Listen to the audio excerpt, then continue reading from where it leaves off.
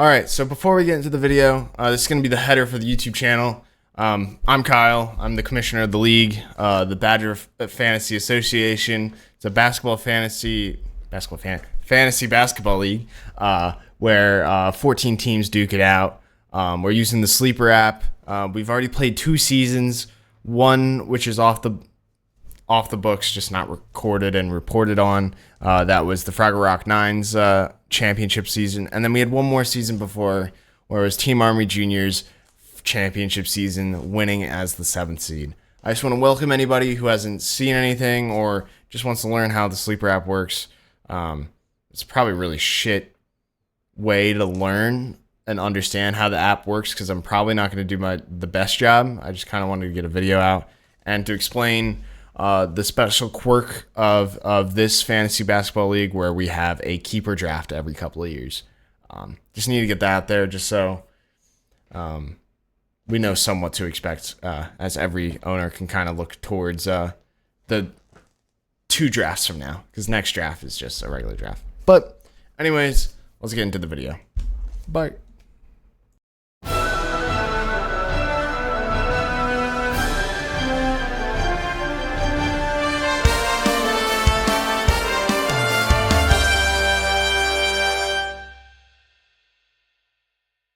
Hey, welcome back everybody. It's the off season. NBA championship has passed. Sadly, we had to endure these playoffs. Still have game 7 in the NHL one to go to. Sorry if I'm a bit distracted. My Cubbies are playing the Mets right now, who have given me odds this season, as I think... Oh, throw him out. Oh, PCA. Picro Armstrong, my guy. Threw out a guy at third. As I was saying, though, welcome back. Great to have the league start up for another season as we enter in the countdown for our draft that is going to happen, I believe, August 8th. And before we do that, the purpose of this video is for how to play and like the rules of the league. So before we get into that, let's get into the news. I just want to give one more shout out to Yarm and Team Army Junior for winning the chip last season. Absolutely goated run, beating the 1, 2, and 3 seed. Absolutely amazing. Love to see it with De'Aaron Fox getting the Finals MVP. On to our NBA news. The Celtics sadly won the championship. I won't put y'all through clips of Jason Tatum recreating or trying to make his own, like, I don't even know what to call it, his own celebration, his own historic moment for winning, you know, like either screaming "we did it" or like recreating the Kobe pose. It's like, what are we doing? Like, do your own thing.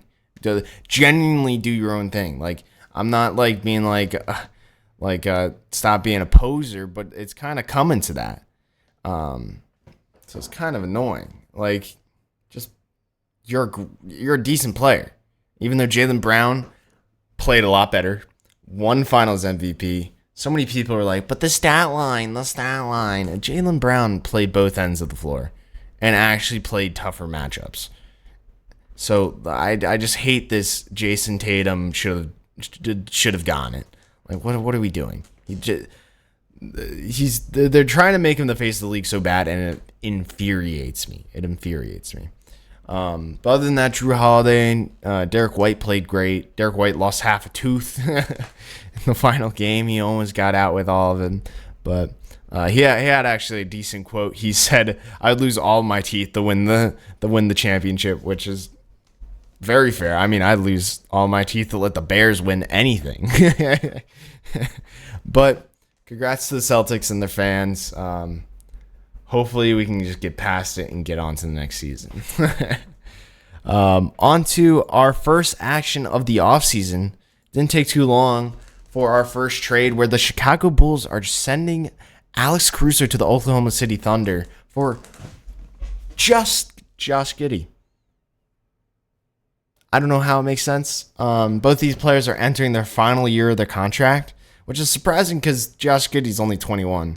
For Alex Caruso, he's 30, so kind of perfect for the Thunder to get a a really good all defensive player in the final year of contract, trying to lock him up, maybe to extend them a bit with their young team.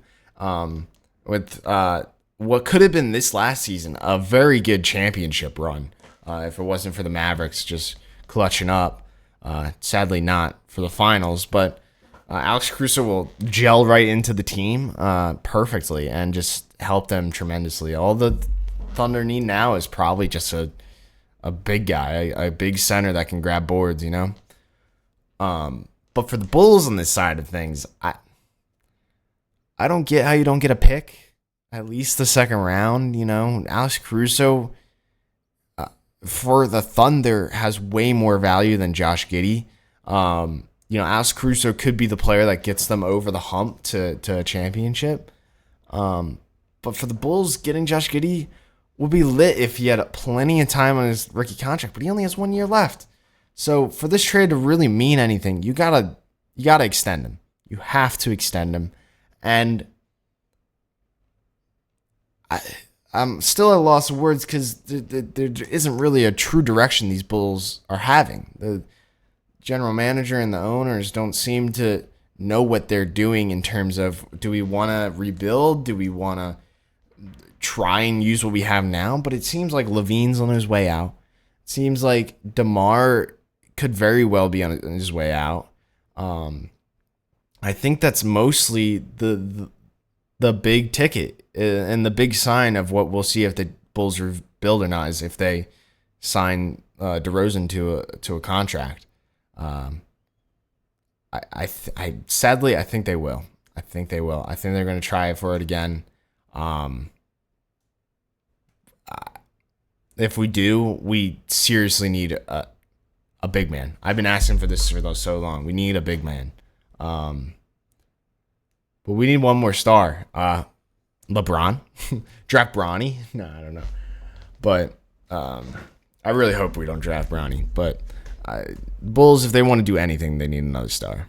They need somebody that can actually gel this team together. Because we have the head coach. We have scorers. We just don't have somebody to just make it all mesh. So that's annoying. But on to what this video is actually meant to be. We're going to start with the rules. Sorry if I misexplained some of this stuff, but there's 14 teams in the league with 20 regular season games, 3 weeks for playoffs. So they'll go up until like 2 weeks before the NBA season ends. Now, for the trade deadline, it's week 18. It's definitely later than the NBA season because we don't have to worry about team chemistry for the most part. Maybe between owner and players, but definitely not between player and player since they're on different teams in the NBA. Now, for the waiver wire, we do FAAB. So $50 to start out the season. Have that for the entire season unless you trade somebody or picks for money. But typically that should be enough. Excuse me. Now, for the waiver wire, you try and claim a player, and it'll be processed at midnight. Now, players that are dropped have like a two-day grace period before they can be picked up again. Just so that it's not just constant, you know. There needs to be a little bit of like, hey, these players can't be passed around like you know. But oh man. But 8 teams make the playoffs, and the other 6 teams play in a consolation bracket that's called the Toilet Bowl.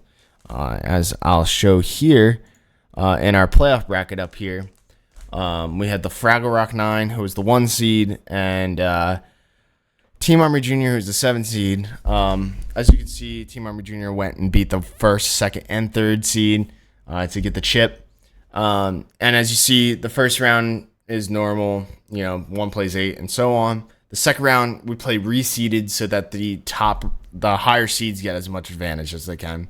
We're still working on getting the home field advantage. As the league gains popularity, these stadiums will fill up more. Now for the toilet bowl bracket, as we see here, the last and second to last, the 14th and 13th seed, get a bye. Now for the toilet bowl, you lose, you move on. If you win, you're out of the toilet bowl, which is good, and you get a chance to get a higher seed. So as we see in this bracket, we saw the Codfather and Team Web Warrior won, so they didn't move on, and they played for the 9th seed the next week. And I believe that was the Codfather getting the 9th and Team Web Warrior getting the 10th. As we see here, though, we have the biggest loser last season being Pack Nicely, who earned the number 1 seed.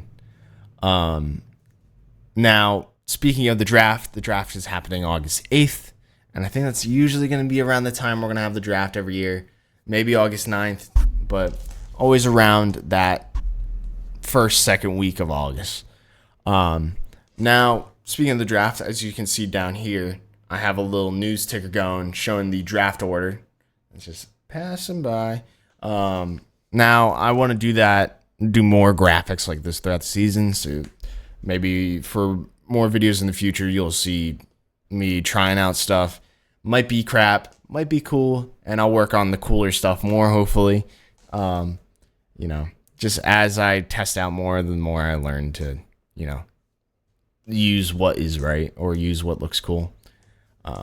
Which we'll see when the first week rolls around. I already have some graphics made for some of the teams for showing the scores and showing the best players of the week. So that'll be exciting to see. I'm excited for you guys to see that.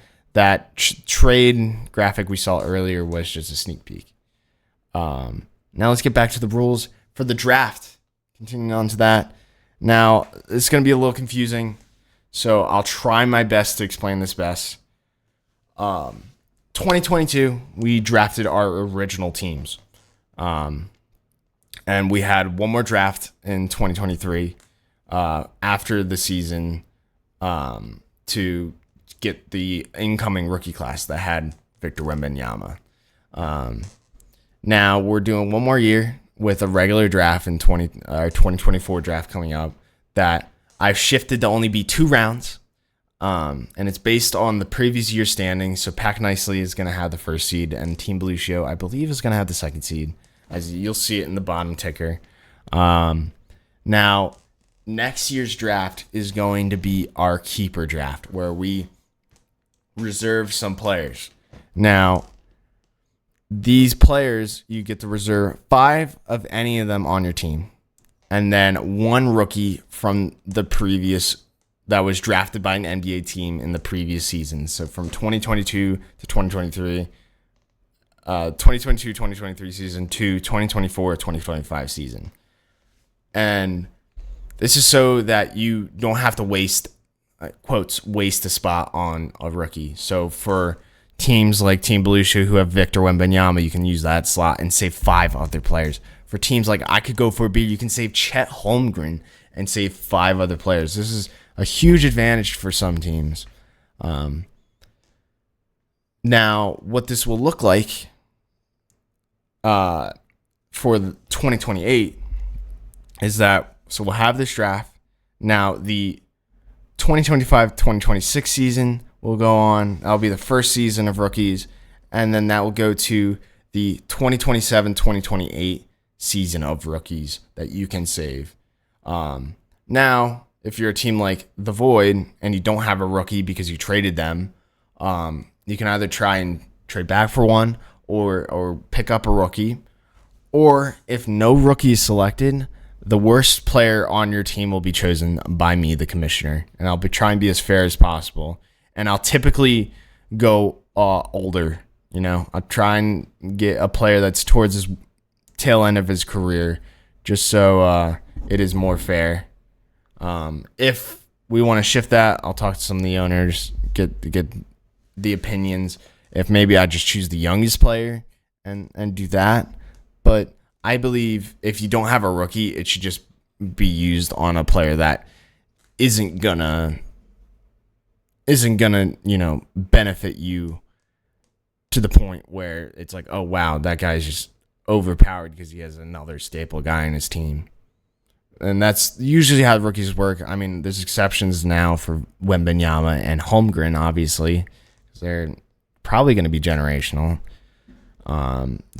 talents. But usually the rookies people are going to save aren't going to be the best. Now, this is still up for debate. This is what the rules are going to look like now. The other thing for the keeper, I forgot to write it down here, but for the keeper drafts, is going to be lottery based. It won't be based on the previous year standings. Now, your odds will be based on your previous year standings, but a player won't be able to just tank for the best pick in the keeper draft. So you'll have the best odds, which I'll come up with in the off season. They're probably not too hard to come up with, but the last people had the best odds and so on. And we'll do a live drawing a couple weeks before the draft. But as of now, we don't have to worry about that too much. Still doing a regular draft. That's only 2 rounds because we had it at 3 and the third round came around and there weren't really players that were substantial to pick. So we'll leave them to the free agency. Now, leaving the rules, I'm going to show our lineup. Now, I will say for the keeper draft, if we look at mine, it would probably have to be, I would probably save Anthony Edwards, Paolo Banchero, Cade Cunningham. I'm just going to name people. Probably Jared Allen and Jimmy Butler. Probably not exactly for my 5 people. And now for my rookies, I'd have to look through, but the only solid rookie I see here that is between those dates would be Dariq Whitehead. Now, if I didn't have Dariq Whitehead, I would cross him off the list, and I would probably pick the worst player on here, which would probably be Malcolm Brogdon, who just was shit the last season and was injured. And so that wouldn't be as much of an advantage as having the top rookie, which I had like Kuminga. If I saved Kuminga, he would have been my 6th player. Now, as we see, we have 14 players per team. Let me just double check. 2, 4, 6, 8, 9, 10, 11, 12, 13, 14. 14 with 2 injured reserves and 2 taxis. Now, we're going to be saving 6 players for the keeper draft. That would make it an 8-round draft for the keeper league. Keeper draft. And that would go, as any other draft, just having more rounds and a more variety of players that aren't saved by teams. Now, as we look at my lineup, we see for injured reserves, you can put that for any players that are out or on IR. Like for now, my team needs a little bit of facelifts because Steven Adams and Robert Williams are now day-to-day. They cannot be on the IR. So for me to make any lineup changes, I have to put them onto my bench or to drop them. So that's going to be interesting and maybe something for other owners to look out for. But for the taxi squad, I believe this could be any player. And during the offseason, you can add players to this as like free bench slots. But these bench slots, they can't be put in the starting lineup. These are like players you want to save for the year, but you can't touch them. So it's like you'll put your rookies there. Like right now I have Dariq Whitehead, who's still trying to prove himself. But this is typically where you put unproven rookies. And then as you see, my draft picks on the right. The 3rd round draft picks are probably going away. So if you traded them, I'm sorry. Fuck you, Francisco Lindor. He just went yard. Cubs are down 2-0. God damn it. They've been so shit. But we'll come back to this when I explain how to play, which we'll go into here where I also explain the scoring. So everything highlighted is stuff I changed.